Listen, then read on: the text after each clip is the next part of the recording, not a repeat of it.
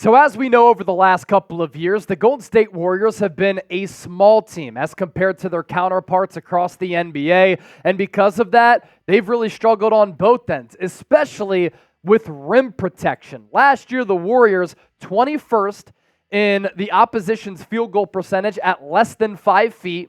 And then the field goal percentage at 5 to 9 feet, Golden State, 26th. And where did they rank as far as blocks per game? 23rd with only 4.6 per night. Golden State has to get better there, especially when you look at the landscape of some of the top NBA contenders across the league and in the West, having more size than the Warriors, and that is what's really holding this Golden State team back from getting back to championship contention, partially in addition to obviously building up more talent on this Warriors roster.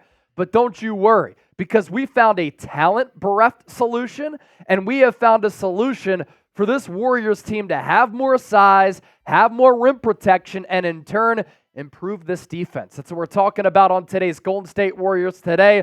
I'm Chase Senior. Stay tuned. But first, make sure you subscribe to the channel. We are closing in on 62,000 subscribers. This is a huge offseason for the Warriors. We have you covered every step of the way. Can we get 25 new subs on today's show? If you want to be in the know on all things Warriors year-round, hit that sub button. And with that, let's start the show.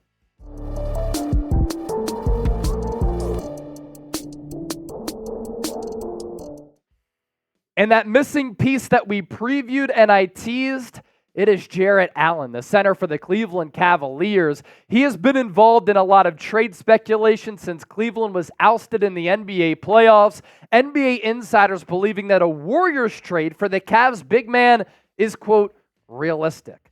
Jake Weinbach with this one. There's a realistic pathway for Golden State and Cleveland to engage in a swap deal centered around Jarrett Allen and Andrew Wiggins this offseason. The Warriors are expected to invest in a rim protector, and the Cavs have reportedly been linked to Wiggins within the past year. This is a trade, in my opinion, that makes a lot of sense for both teams, Cleveland as well as Golden State. And the Warriors, as we know, as I mentioned off the rip, they need size. And if you bring in a player like Jarrett Allen or another big, and you have Trace Jackson Davis, you're pretty much set in that department. And Allen feels like the best option considering his vast skill set on both ends, offensively, defensively, and Cleveland's willingness to move him. Now, I did take an issue with him missing the playoff games with bruised ribs. That doesn't fly for me, especially in this era that I kind of consider soft, even as a young guy. But when on the floor, Jarrett Allen, really good player. You look at the numbers this past year, he was durable up until that rib injury, 77 games played, 16.5 points per, 10.5 boards, more than a block per night, so he'd help you there, and then 63.4% from the field. He will not shoot the mid-range, he will not shoot the long ball, but Jarrett Allen as that pick and roll threat, that lob threat, we've seen how Derek Lively and some of the other players, P.J. Washington, Daniel Gafford, have helped that element of Luka Doncic's game. Imagine how Jarrett Allen could help out Steph Curry's game in that regard with the great passing vision and touch that Steph Curry does have. One knock for Jarrett Allen is the one that I just mentioned. He does not space the floor. But the Golden State Warriors are a unique team because you have Steph Curry. We'll see what happens with Klay Thompson. And let's say that you bring both of those players back. Steph, obviously going to be with this team. Klay Thompson comes back in free agency. He signs an extension. You're not worried as much about the floor spacing as you might be if you didn't have players who were floor spacers. Jarrett Allen can really hold it down on the low block. The other thing that I like about Jarrett Allen, for what he gives you, he's also very affordable. And he's under contract the next 2 years. So you have a little bit of team control here that you can use at your disposal. 2024, 2025, $20 million. And then $20 million even for the following year. With that, I bring on the homie, the real one, the legend, producer Smitty. His take on Jarrett Allen here. You kind of don't look at it as a negative move, right? No, I think this is a total positive. He's got more positives than negatives to his game. You know, you want your big to be able to space the floor, but like you mentioned with Derek Lively and Gafford and the like, it's not the end-all, be-all in today's NBA. You kind of see a little bit of a renaissance with the non-floor spacing bigs out there. And he can be a mentor to Trayce Jackson-Davis. I mean, I feel like Trayce Jackson-Davis is kind of what you envision for Jarrett Allen. Like, you want Trayce Jackson-Davis to become Jarrett Allen like, in this scenario. And he's a reliable lob threat, and he's a backline defender. Like, we've been pressing the issue the Warriors need. They need rim protection. They need size down low, and they need somebody who can go in and affect shots and create turnovers and possessions on offense. You said something that I really like there. This renaissance of some of these old school bigs. I think it's important still for bigs to be able to shoot the basketball. But we have seen a little bit of a shift here from that spread the floor, fast pace, check up three era to now these teams increasingly are becoming more and more physical, and we've seen these bigs be able to be on the floor late in games. Look at what the Timberwolves have done. I didn't think the Twin Towers were going to work. Karl Anthony Towns, Rudy Gobert, it's worked. Daniel Gafford has helped take the Mavs to another level. He's not going to shoot the basketball at all. He is that classic lob threat, that good leaper, that good dunker. He's really come alive.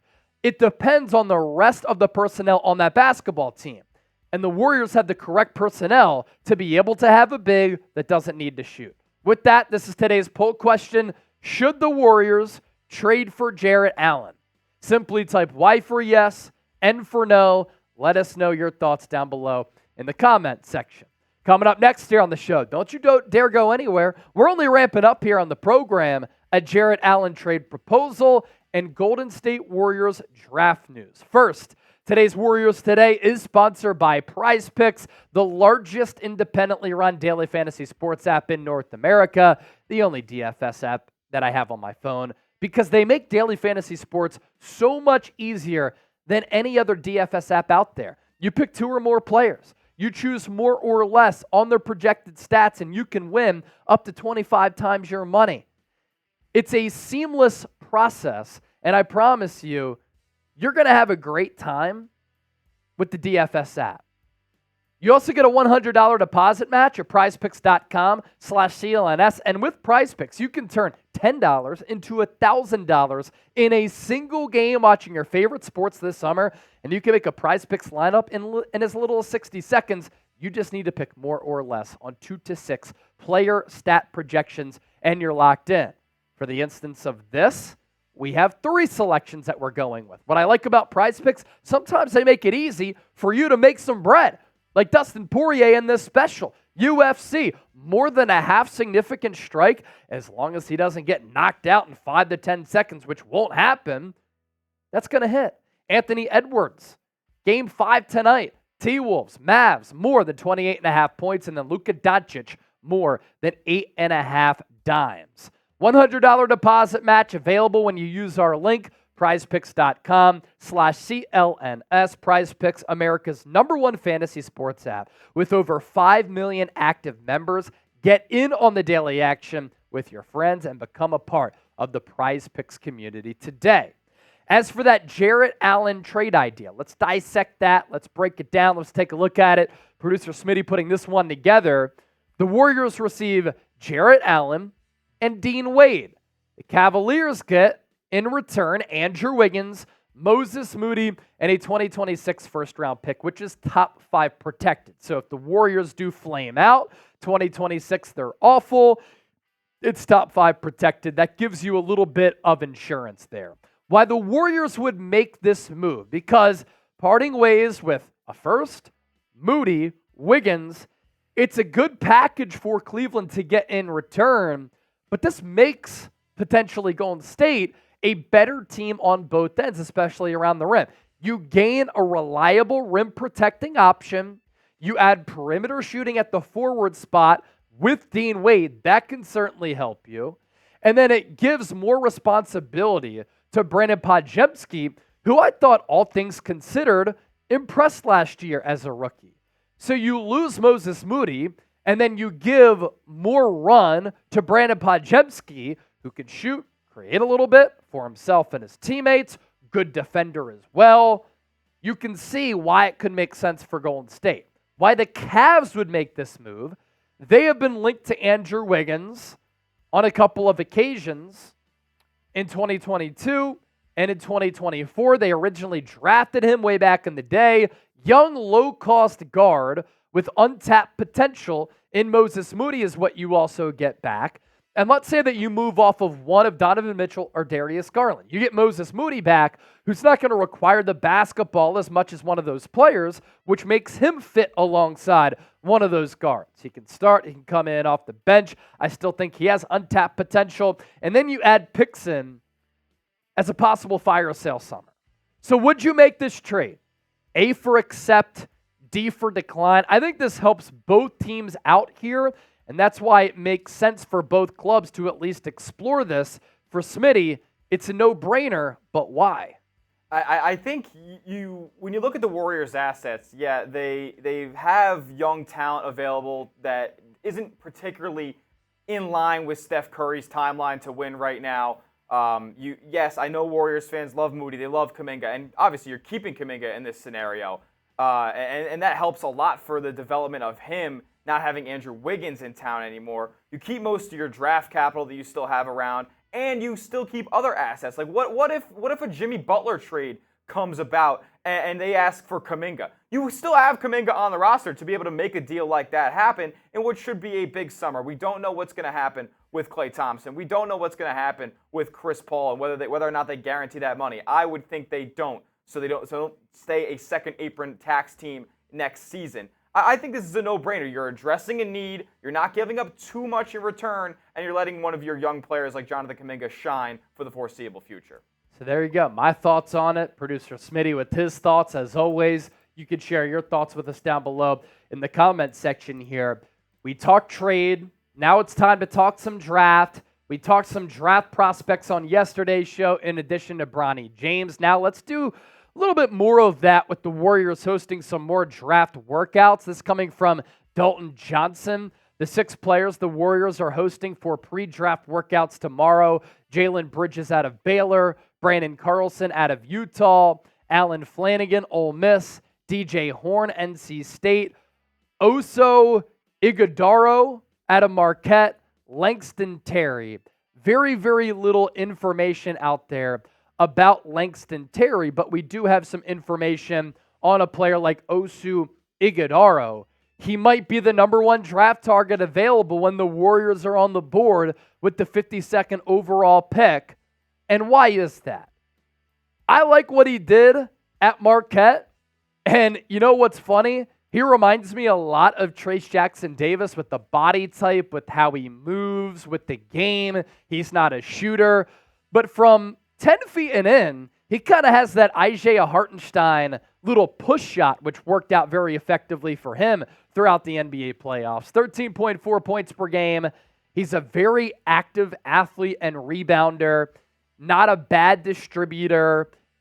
And then you look at the steals and blocks per game, 1.1 steals, 1.3 blocks. So he's contributing to a little more than 2 turnovers per game, and then 57.5% from the field. Of course, this would be an option if you were going to rule out a Jarrett Allen trade, because then you're a little bit clogged in that front court. The scouting report on him, elite passer for that 6'9" frame, especially from that high post, kind of looking at those backdoor cuts. We know that's a staple to Steve Kerr's offensive system, processes the game at an elite level. That's why he could be in line for the Warriors here. Versatile defender who can force a lot of turnovers. Good screener who knows how to create space. Not a top-end athlete, but a long athlete who I think is an athlete, again, who reminds me of Trayce Jackson-Davis. He's not going to jump out of the roof, but Trayce Jackson-Davis actually surprised some people. Like, he got up and he threw down some posterizing hammers this past year as a rookie. The pro comp, too, which is funny, is Draymond Green. You know, glue guy potential, smart and heady player, knows his role, is not going to go outside of that role. And producer Smitty, if you didn't know, now you know, a sucker for Big East hoops. I am as well, because when I was growing up in the Philadelphia area, Villanova, In the Big East tournament at Madison Square Garden, in the peak era of the Big East, was great. You had Villanova, Syracuse, Georgetown. You had those great Pitt teams from way back in the day. I mean, we could go on and on and on talking about Big East history, but my goodness, the Big East was awesome way back in the day when MSG was absolutely popping. What position should the Warriors target in the 2024 draft? Is it guard? Is it wing? Is it forward? Is it center? You let us know once again down in the comment section. Don't forget to hit that sub button here on Warriors Today. We're going to do our best to give you between 5 and 7 shows every single week, and then once free agency ramps up, sometimes we'll be doing multiple shows per day.